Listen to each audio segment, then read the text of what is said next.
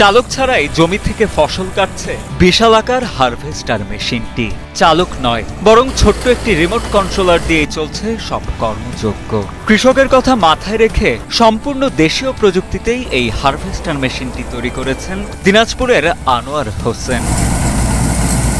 কর্মজীবনের শুরুটা হোমিও চিকিৎসা দিয়ে হলেও একসময় দিনাজপুরের ফুলবাড়ী উপজেলায় একটি ওয়ার্কশপ প্রতিষ্ঠা করেন ডাক্তার আনোয়ার হোসেন।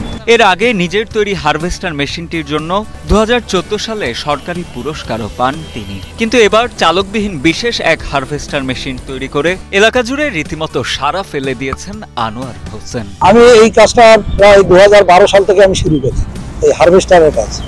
তখন বাংলাদেশে কিন্তু হারভেস্টার ছিল না, তো বিভিন্ন কোরিয়ান হারভেস্টার আমি প্রথমে কিনছিলাম রিকন্ডিশন কোরিয়ান হারভেস্টার মেশিনের উদ্ভাবক আনোয়ার হোসেন জানান, দেশের বাজারে দেশীয় প্রযুক্তিতে তৈরি কোনো হারভেস্টার মেশিন না থাকায় তিনি নিজেই মেশিন তৈরির কথা ভাবতে থাকেন। সেই ভাবনা থেকেই দীর্ঘ সময়ের নিরলস পরিশ্রমের পর 15 লাখ টাকা খরচে চালকবিহীন হারভেস্টার মেশিনটি তৈরি করেন আনোয়ার হোসেন। তবে মেশিনটির আধুনিকায়ন ও বাণিজ্যিকরণে সরকার ও সংশ্লিষ্ট কর্তৃপক্ষের সহায়তা প্রয়োজন বলেও জানান এই প্রকৌশলী। বললাম যে আমাদের দেশীয় প্রযুক্তি এরকম একটা জিনিস হওয়ার দরকার, যেটা আমাদের লোকাল পার্টসও পাওয়া যাবে।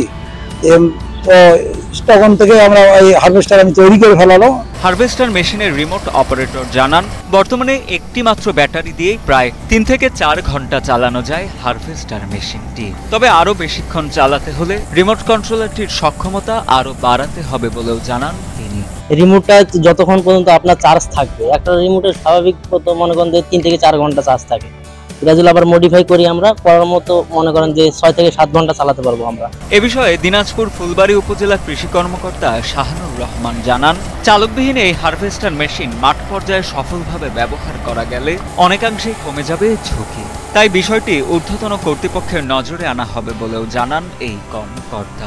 আমাদের এইখানকার একজন কৌশলী ডক্টর আনোয়ার এটি উদ্ভাবন করেছেন বলে তিনি দাবি করেছেন। আমরা যদি এই রিমোটলেস এটা যদি সফলভাবে চলতে পারে মাঠে, তাহলে এর পরিচালনার যে ঝুঁকি, ড্রাইভিং ঝুঁকি, সেটি কমে যাবে এবং এটা সাশ্রয়ীভাবে চালানো সম্ভব হবে। এদিকে আনোয়ার হোসেনের এমন উদ্ভাবনকে সাধুবাদ জানান সংশ্লিষ্ট উপজেলা প্রশাসনও। এ বিষয়ে ফুলবাড়ী উপজেলা নির্বাহী কর্মকর্তা ইসহাক আলী জানান, দেশে ব্যবহৃত হারভেস্টার মেশিনগুলো মূলত 30 থেকে 34 লাখ টাকায় আমদানি করা হয়। সেক্ষেত্রে আনোয়ার হোসেনের উদ্ভাবিত চালকবিহীন দেশীয় প্রযুক্তির হারভেস্টার মেশিনটি কৃষিকাজে অনেক সাশ্রয়ী হবে বলেও আশাবাদ ব্যক্ত করেন তিনি দাবি করছেন যে এটা বাংলাদেশের তিনি প্রথম, এবং তার 17টা এরকম কম্বাইন্ড হারভেস্টার আছে।